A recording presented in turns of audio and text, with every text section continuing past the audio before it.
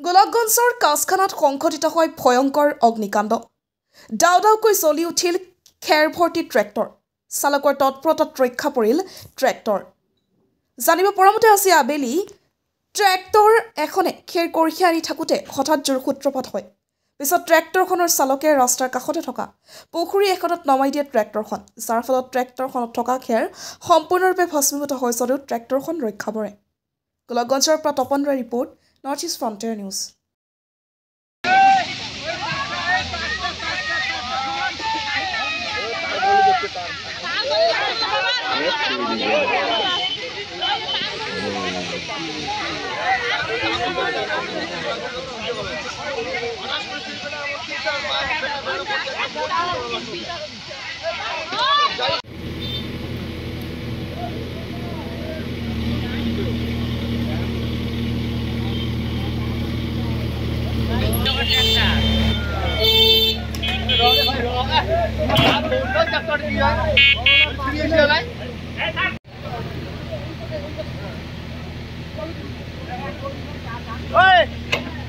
trolley के नाका उल्टी दे